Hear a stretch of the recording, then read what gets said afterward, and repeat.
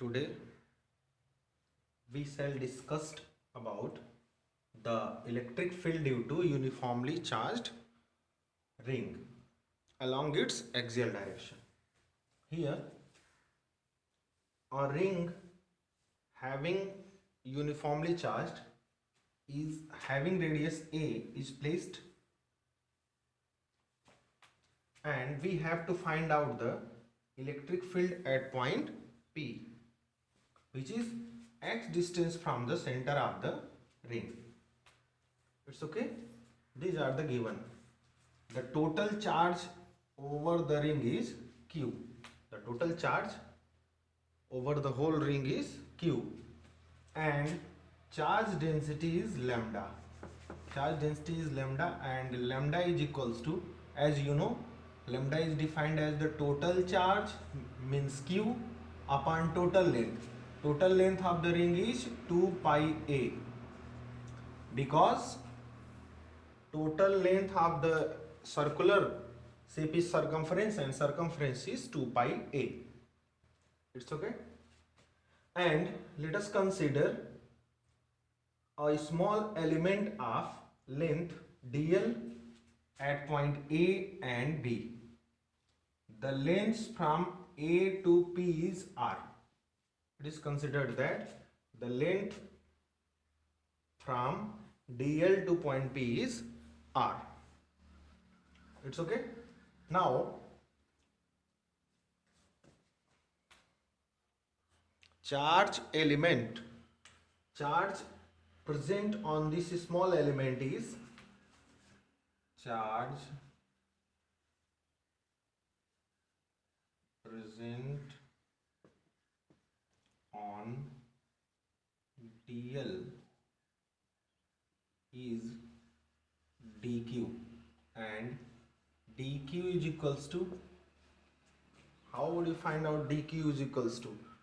Since we know that lambda is equals to q by L, or lambda is the linear charge density, it means per unit length the charge present is called lambda. Then what is the charge present in length dl? It is lambda into dl. It means a small amount of charge dq equals to lambda into dl. This is the amount of charge present on this length. It's okay. Now we have to find out electric field due to this small element at point P. Electric field due to dl at point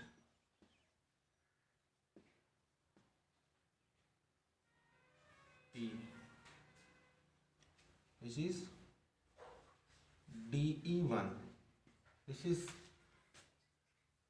electric field at point P due to small element dl at point P is equals to, electric field is equals to 1 upon 4 pi epsilon naught into charge is dq on this small element, and length is r square. R is the length from this small element to this point P. It's okay. Now putting the value of dq from above equation, it is written as 1 upon 4 pi epsilon naught lambda into dl upon r square. It's okay. This is the value of d1, and direction of dE1. As you know, this ring is positively charged. That's why the direction of electric field is along this direction. It means along PC. Direction is along PC. It's okay. Similar way, the electric field due to small element dl, which is equal to the above small element dl, and the length from B to P is also r, because both are equidistant. Then electric field due to small element dl, which is at point B, at point P is equals to, which is represented by dE2, and it is also equals to 1 upon 4 pi epsilon naught.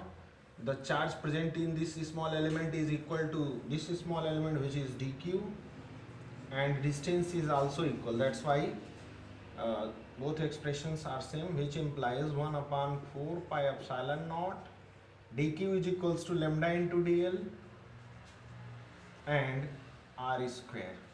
The direction of this electric field is along PD. Along PD. These are the two small amount of electric fields due to this portion of ring and this portion of ring. After resolving these electric fields along axial direction, let us consider this is the angle theta, then this is also angle theta, and this is also angle theta.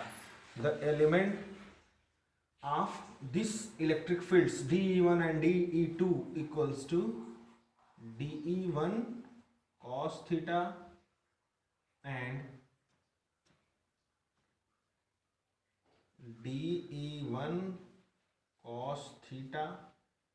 The element of dE1 along perpendicular direction is this one, and it is dE1 sin theta. As you know, where the angle theta is represented, the component of any vector is cos theta and perpendicular to the first vector sin theta. In similar way, the element of dE2 is dE2 cos theta and perpendicular component is dE2 sin theta. From these above equations, dE1 and dE2 are equal in magnitude. It means dE1 is equals to magnitude of dE1 equals to magnitude of dE2. Hence, dE1 and dE2 magnitude wise these are equal, and this is sin theta sin theta. That's why they cancel each other, because they are opposite. They are equal and opposite. Hence they cancel each other. Only dE1 cos theta and dE2 cos theta is present. Vertical components are cancel each other. Similar way, if we consider here a small element, a diagonally opposite element is also exist here, in which vertical components cancel each other and axial component will remains. See, in similar way, all the portions of the ring covered the simultaneous opposite portions in which vertical components will cancel each other. It's okay. Then only axial component will remains. That's why we have to take only axial components along the axial direction. It's okay.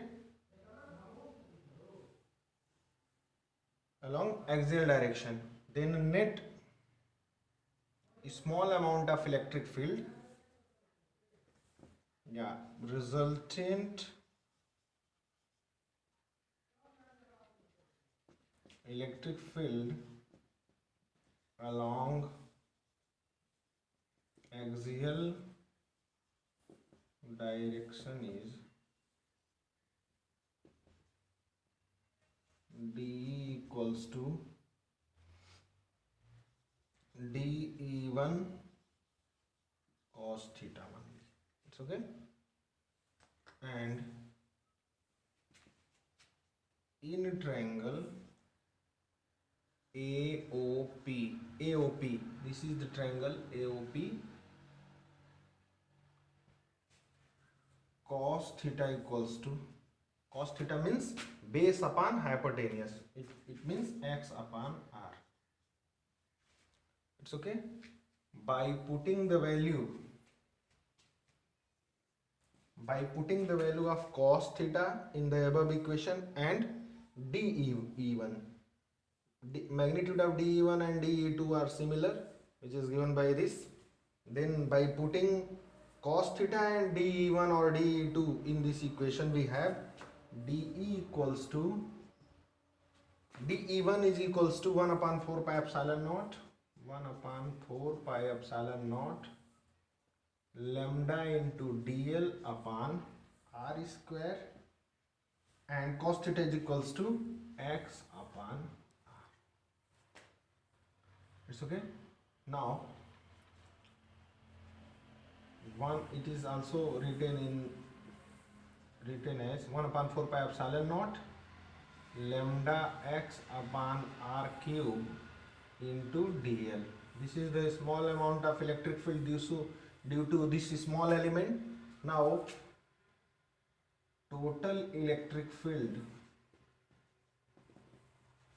is obtained by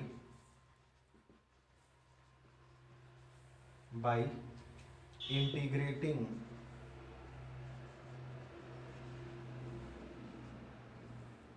above expression up to whole ring.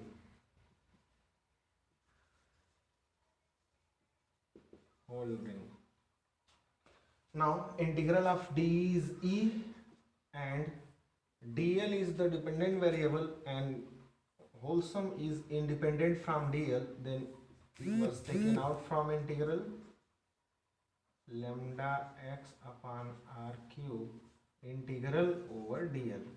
This is 0 to 2 pi a, because the total length of the ring is 2 pi a. It is the circumference, and integral of dl is L, and by putting above limit, upper limit is 2 pi a, lower limit is 0. Lower limit is neglected, only upper limit will be appear here.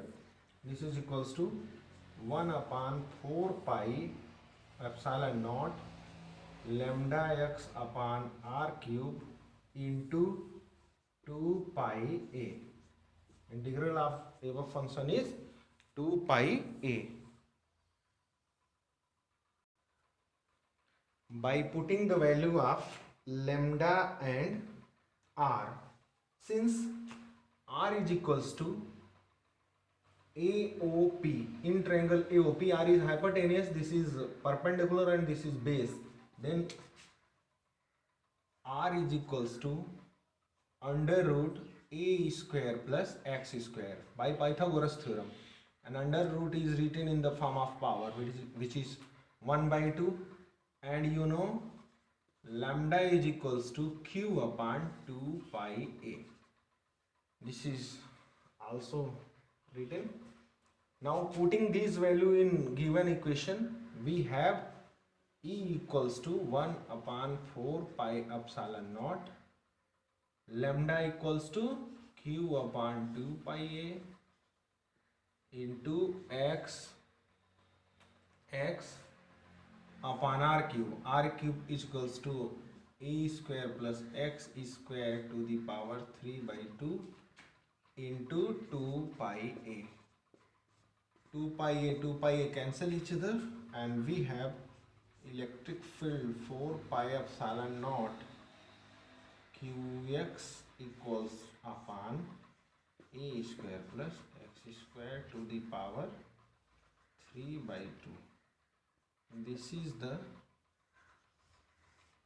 expression for electric field due to uniformly charged ring along its axial direction.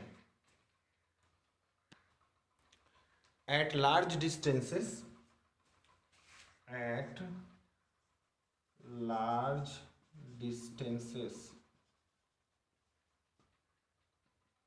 it means x is too much greater than a. It means x is greater than a. It means neglecting a, we have E equals to 1 upon 4 pi epsilon naught q x upon x square to the power 3 by 2. 2 and 2 cancel each other. This is x cube. It means this implies 1 upon 4 pi epsilon naught q x upon x cube. 1x x cube cancel. This is 1 upon 4 pi epsilon naught q upon x square. This expression shows that if the distance is too much larger, it means x is much larger incomparably a, this expression is similar as the electric field due to a point charge. It means at larger distances, electric field due to uniformly charged ring is similar as the electric field due to a point charge. It's okay. Now today's class is over. The notes of this topic is given by me on your Google Classroom, and you have to note down this topic in your notebook, physics notebook, and prepare class notes. Thank you. Have a nice day. Stay home. Stay safe.